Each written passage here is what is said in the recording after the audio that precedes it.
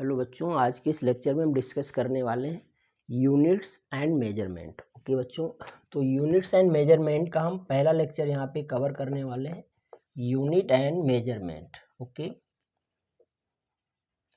तो unit and measurement पढ़ने से पहले सबसे पहले हम सीखेंगे बच्चों की फिजिकल क्वांटिटी क्या होती है। ओके, तो let's see what is physical quantity. किसकी बात करेंगे? फिजिकल क्वांटिटी क्या होती है। ओके बच्चों, तो फिजिकल क्वांटिटी क्या होता है, ध्यान से सुनेंगे।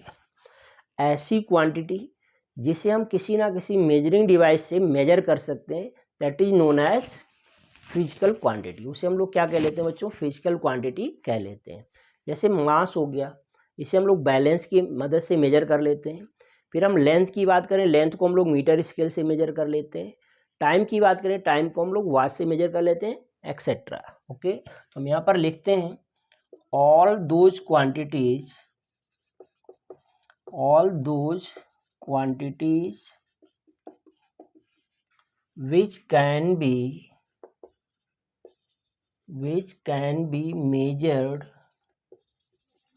directly or indirectly by any measuring device are called physical quantities. उन्हें हम क्या कह लेते हैं बच्चों? फिजिकल क्वांटिटीज कह लेते हैं। क्लियर है?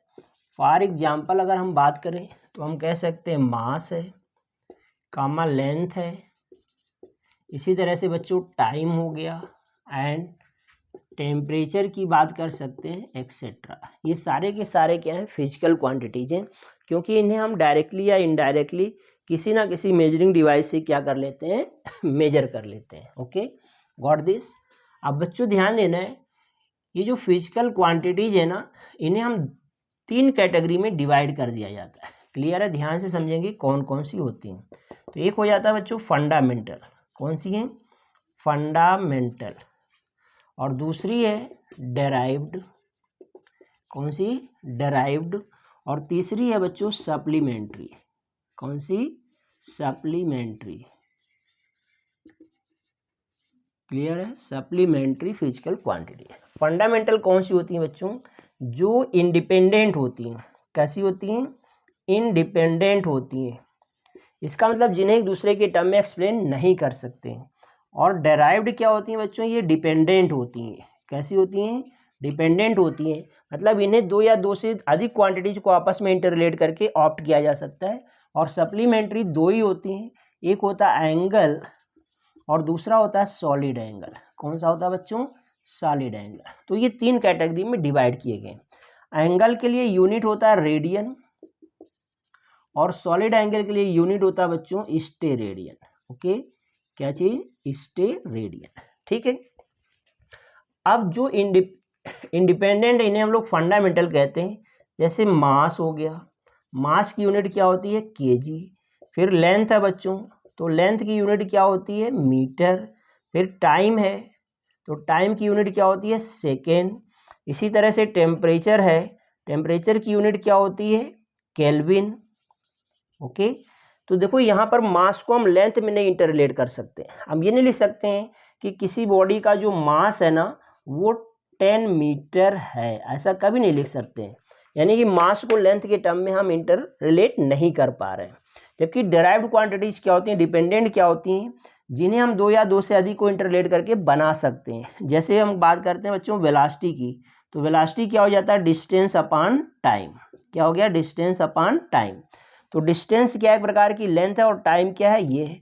तो डिस्टेंस इंडिपेंडेंट है, टाइम इंडिपेंडेंट है, लेकिन इन दोनों को रिलेट करके वेलोसिटी जो आया ना वो क्या है? डिपेंडेंट है। यानी कि वेलोसिटी क्या हो गया? डेराइव्ड क्वांटिटी हो जाती है, और इसकी जो यूनिट आ जाती है वो मीटर पर सेकेंड, ये डेराइव्ड यूनिट हो जाती है। और ये जो केजी, मीटर, सेकेंड, केल्विन है, ये सब क्या है बच्चों? ये फंडामेंटल यूनिट्स हैं। क्लियर है? तो ऐसी क्वांटिटी जो इंडिपेंडेंट हों, जिन्हें एक दूसरे के टर्म में हम एक्सप्लेन ना कर सकते हों, वो क्या है? फंडामेंटल फिजिकल क्वांटिटीज हैं। और इनके जो यूनिट्स होते हैं वो फंडामेंटल यूनिट्स हो जाते हैं। For example these all. और डेराइव्ड क्वांटिटीज वो क्वांटिटीज होती हैं जिन्हें हम दो या दो से अधिक फंडामेंटल क्वांटिटीज को इंटरलेट करके ऑप्ट करते हैं, उन्हें हम लोग डेराइव्ड क्वांटिटीज कहते हैं। जैसे वेलोसिटी है, एक्सीलरेशन है, फोर्स है, पावर है, प्रेशर है, वर्क डन है, काइनेटिक एनर्जी है, पोटेंशियल एनर्जी है, एक्सेट्रा एंड एक्सेट्रा, वो सारी की सारी डेराइव्ड क्वांटिटीज में आती हैं। और सप्लीमेंट्री दो ही हैं, एंगल और सॉलिड एंगल। Got this. अब बच्चों हम बात करते हैं यहाँ पर, ये अपन को समझ में आ गया कि फिजिकल क्वांटिटी कितने तरीके की होती हैं, ठीक है। अब हम यहाँ पर बात करते हैं फंडामेंटल फिजिकल क्वांटिटीज बेसिकली 7 होती हैं। कितनी होती हैं? 7। तो ध्यान देना है, fundamental physical quantities and fundamental units. Okay बच्चों, तो ध्यान देना, यहाँ पर मैं लिखता हूँ सीरियल नंबर, यहाँ पर लिखता हूँ fundamental physical quantities and fundamental unit, ठीक है। तो फर्स्ट नंबर पर आ जाता है बच्चों मास। मास की यूनिट क्या है? केजी। क्लियर है। इसी प्रकार से हम बात करते हैं सेकेंड नंबर पे लेंथ है, तो लेंथ के लिए यूनिट क्या है? मीटर। थर्ड नंबर पे हम बात करते हैं टाइम, तो टाइम की यूनिट क्या है? सेकेंड। इसी तरह से फोर्थ नंबर पे हम बात करते हैं टेम्परेचर, टेम्परेचर की यूनिट क्या है? केल्विन। क्लियर है। फिफ्थ नंबर पे हम बात कर लेते हैं करंट की, इलेक्ट्रिक करंट, इलेक्ट्रिक करंट की यूनिट क्या होती है? एम्पियर। फिर हम बात कर लेते हैं सिक्स नंबर पे, मान लो हम बात कर लेते हैं मास ऑफ सब्सटेंस, तो मास ऑफ सब्सटेंस जो होता है बच्चों, इसकी यूनिट होती है मोल, ठीक है। फिर हम बात कर लेते हैं इंटेंसिटी ऑफ लाइट, तो इंटेंसिटी ऑफ लाइट जो होता है इसकी यूनिट होती है कैंडेला, जिसे हम CD लिखते हैं। तो ये पूरे अपने फिजिक्स में सिर्फ 7 ही फंडामेंटल फिजिकल क्वांटिटीज हैं और 7 ही फंडामेंटल यूनिट्स हैं। बाकी 2 ये हैं सप्लीमेंट्री क्वांटिटी, बाकी इनको छोड़ करके सारी की सारी जो क्वांटिटीज आती हैं वो किस में आ जाती हैं? डेराइव्ड फिजिकल क्वांटिटीज के अंतर्गत आती हैं, और उनके करस्पॉन्डिंग जो यूनिट्स होते हैं उन्हें हम लोग डेराइव्ड यूनिट्स कह लेते हैं। Got this. इतनी बात समझ में आ गई प्यारे बच्चों। तो ये तो रही बात आपकी फिजिकल क्वांटिटीज क्या हैं, टाइप्स ऑफ फिजिकल क्वांटिटीज क्या हैं, और कितने फंडामेंटल फिजिकल क्वांटिटीज हैं और फंडामेंटल यूनिट्स। Got this. यहाँ तक बात अपन को समझ में आ जाती है। क्लियर है बच्चों। अब हम आगे बढ़ते हैं।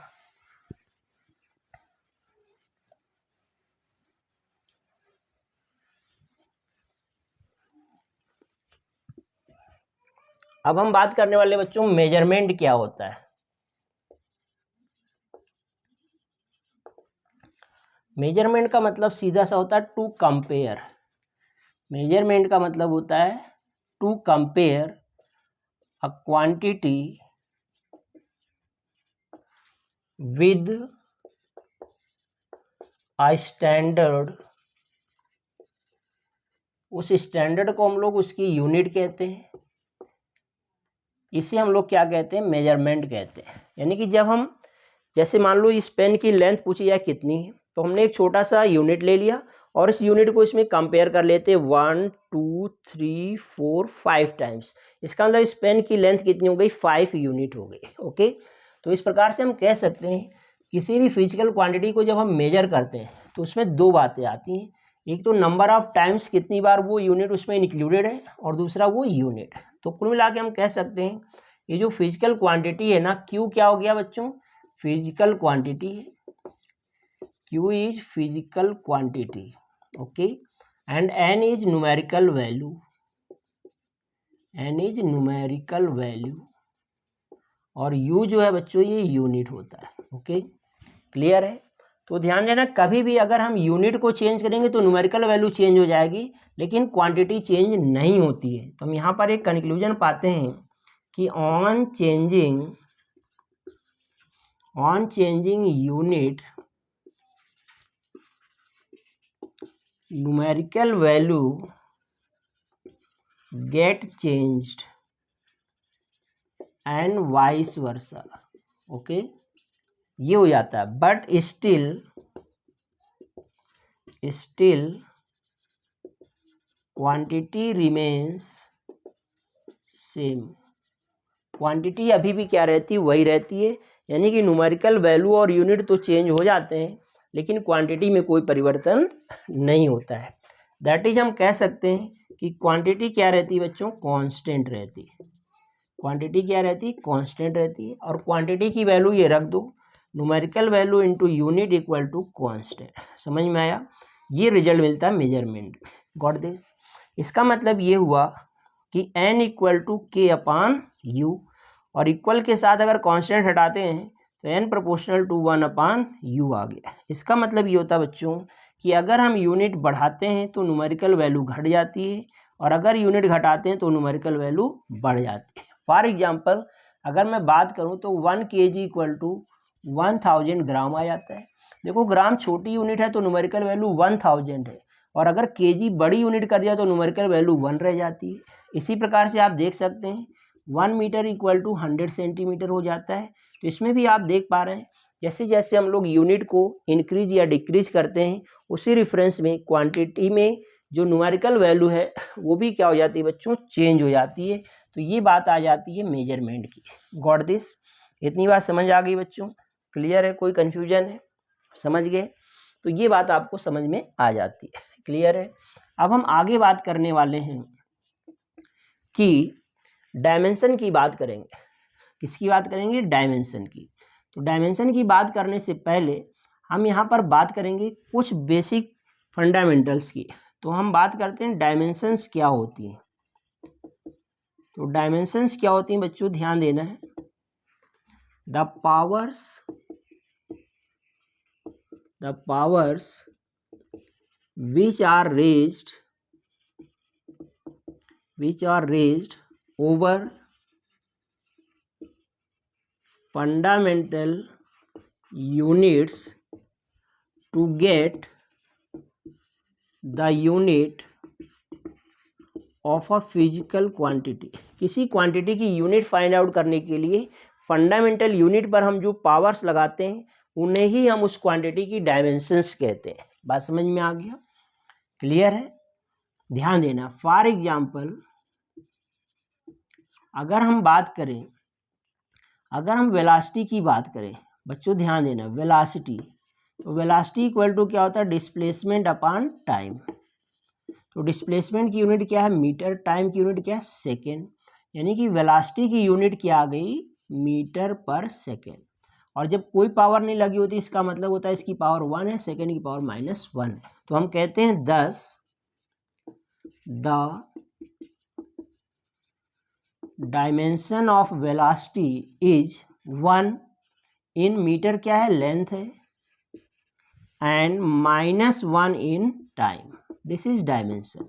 एंड डायमेंशनल फार्मूला क्या हो जाता है बच्चों, इसको हम ऐसे लिख लेते हैं, मीटर के लिए L और सेकेंड के लिए T, तो LT की पावर -1, ये डायमेंशनल फार्मूला आ जाता है। तो कुछ बेसिक्स आपको सीखने हैं, जैसे कि सीरियल नंबर हो गया, और फिजिकल क्वांटिटी हो गया, और उसका डायमेंशनल फार्मूला हो गया, ये आपको याद रखना है। जैसे हम अगर बात करें मास की, तो बच्चों मास के लिए डायमेंशनल फार्मूला यूज करना capital M in square bracket.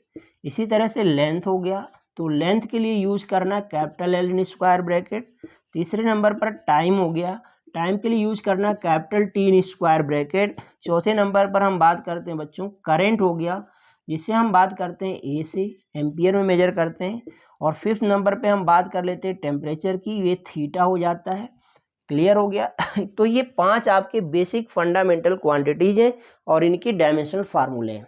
इन्हीं की मदद से बचे हुए सारे फिजिकल क्वांटिटीज की डायमेंशनल फार्मूला हम लोग फाइंड आउट कर सकते हैं। कैसे फाइंड आउट करते हैं, लेट्स सी। ओके बच्चों, तो आगे बढ़ते हैं, dimensional formula of different physical quantities की बात करते हैं।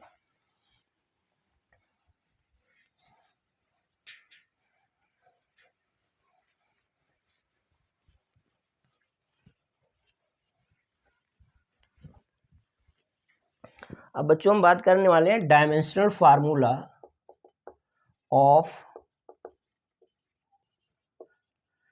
Different physical quantities. ओके, तो बच्चों किसी भी फिजिकल क्वांटिटी का डायमेंशनल फार्मूला निकालने के लिए हमें उस फिजिकल क्वांटिटी का हमें सिंपल बेसिक फार्मूला पता होना चाहिए, और अगर वो बेसिक फार्मूला हमें पता है तो उस क्वांटिटी का डायमेंशनल फार्मूला हम निकाल सकते हैं। जैसे सबसे पहले हम बात कर लेते हैं स्पीड की। तो बच्चों स्पीड इक्वल टू फार्मूला क्या होता है, distance upon time. Got this?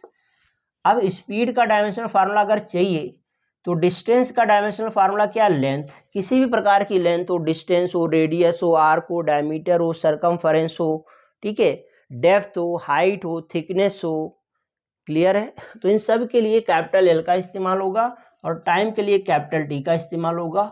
ऊपर ले जाओगे तो ये हो जाता है एल टी की पावर -1, यानी कि वेलोसिटी का डायमेंशनल फार्मूला क्या आ गया, एल टी की पावर -1 आ गया। ऐसे बच्चों अगर हम वेलोसिटी की बात करते हैं तो ध्यान देना है, वेलोसिटी का बेसिक फार्मूला पता होना चाहिए, डिस्प्लेसमेंट अपॉन टाइम, ओके। और डिस्प्लेसमेंट भी एक प्रकार की लेंथ है, तो एल अपॉन टाइम टी। तो further you will get velocity का डायमेंशनल फार्मूला क्या आ गया, एल टी की पावर -1। तो आप देख क्या पाते हैं कि जो डायमेंशनल फार्मूला स्पीड का है वही डायमेंशनल फार्मूला वेलोसिटी का है, क्लियर है। थर्ड नंबर पे हम बात करते हैं बच्चों एक्सीलरेशन की।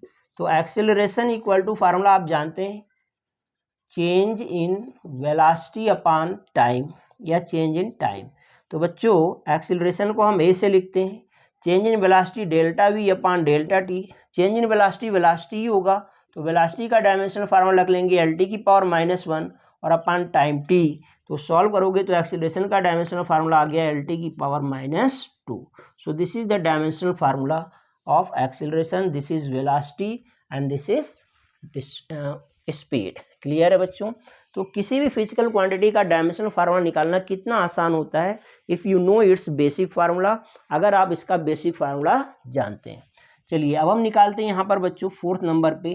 मान लो अगर हमें फोर्स का डायमेंशनल फार्मूला निकालना है तो फोर्स का फार्मूला याद होना चाहिए, मास इंटू एक्सीलरेशन। तो बच्चों फोर्स का डायमेंशनल फार्मूला हो जाएगा मास का m, और एक्सीलरेशन का भी आपने देखा एल टी की पावर -2, यानी कि यह आ जाएगा ml t की power -2। So this is dimensional formula of force. इसी तरह से मान लीजिए अपन को वर्क डन का अगर निकालना है तो वर्क का फार्मूला होता है फोर्स इंटू डिस्प्लेसमेंट। फोर्स आ गया बच्चों ml t की पावर -2 और डिस्प्लेसमेंट लेंथ l हो गया, तो वर्क डन का डायमेंशनल फार्मूला क्या आ गया बच्चों, ml² t की पावर -2। Got this. इसी तरह से मान लो हम पावर निकालना चाहते हैं, तो पावर का फार्मूला होता है बच्चों वर्क अपॉन टाइम। तो वर्क आ गया अपने पास ml² t की पावर -2 अपॉन टाइम का क्या हो जाएगा t। तो सिंप्लीफाई करोगे तो पावर का डायमेंशनल फार्मूला आ जाएगा ml² t की पावर -3। गॉट दिस बच्चों। इस तरह से हम डायमेंशनल फार्मूला निकाल लेते हैं। सपोज दैट हम काइनेटिक एनर्जी की बात करते हैं, तो काइनेटिक एनर्जी होता है ½ mv²। जितने भी कांस्टेंट होंगे, न्यूमेरिकल कांस्टेंट होंगे, प्योर कांस्टेंट होंगे, दे आर डायमेंशनलेस, यानी कि इनकी कोई डायमेंशन नहीं होती, तो हाफ तो छोड़ दो। मास का डायमेंशनल फार्मूला हो गया कैपिटल M, वेलोसिटी हो गया LT की पावर -1 और इसका स्क्वायर लगा हुआ है, यानी कि काइनेटिक एनर्जी का डायमेंशनल फार्मूला आ गया बच्चों ml² t की पावर -2। क्लियर है बात। यानी कि काइनेटिक एनर्जी और वर्क डन का डायमेंशनल फार्मूला आप देख रहे हैं सेम आ रहा है, क्योंकि वर्क डन ही क्या होता है, एक प्रकार का काइनेटिक एनर्जी में कन्वर्जन होता है। तो ये चीज़ आपको ध्यान में रखना है। क्लियर है बच्चों। अगर हम पोटेंशियल एनर्जी की बात कर लेते हैं, तो पोटेंशियल एनर्जी का फार्मूला हो जाता है mgh। m मास हो गया m, g ग्रेविटेशनल एक्सीलरेशन तो वही होगा जो एक्सीलरेशन का होगा, और इनटू में हाइट लेंथ है एक प्रकार की तो l होगा। तो आप further you will see potential energy का डायमेंशनल फार्मूला आ गया ml² t की पावर -2। ये भी वही आया जो आपकी काइनेटिक एनर्जी का था। Got this. तो एक से अधिक ऐसी क्वांटिटीज हो सकती हैं जिनका डायमेंशनल फार्मूला क्या हो सकता है, सेम हो सकता है। गॉट दिस प्यारे बच्चों।